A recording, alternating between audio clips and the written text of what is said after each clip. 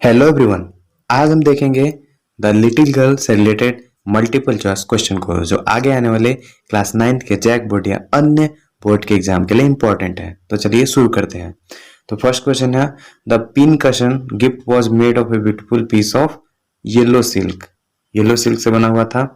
On the night of hue and cry after KJ was put to bed she watched evening light making sad little patterns on the floor.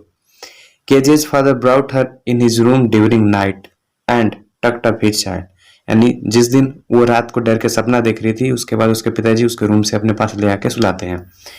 What was the name of the little girl? तो उस little girl का नाम था Kezia. Kezia snuggled her head under her father's arm। अपने पिताजी के पाँव में जो है अपने सर को रख के सीने पे रख के सो गई। Who seemed like a giant for Kezia? तो उसके पिताजी उसको लगते थे दानव की तरह। Why was Kezia left at home alone with her cook? Her mother and grandmother went to hospital क्योंकि उसकी माँ की तबीयत बहुत खराब हो गई थी और उसका देखभाल करने के लिए माँ को दादी को जाना था, तो दोनों चले गई थी। What would Kezia find her mother doing on Sunday afternoon in the drawing room?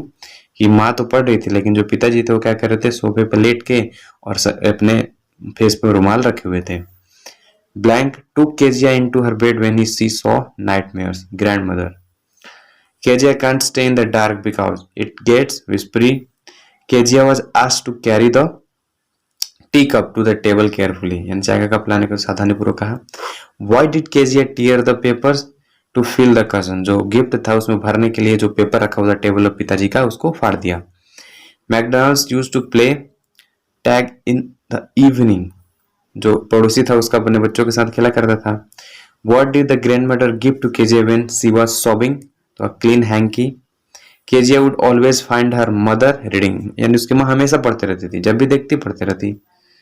फिर है who suggested Kezia to make a gift for her father? तो उसकी दादी बोली थी कि बर्थडे आ रहा है तो कुछ गिफ्ट दे दो। Who was McDonald? तो मैकडोनाल्ड जो थे वो केजिया के पड़ोसी थे।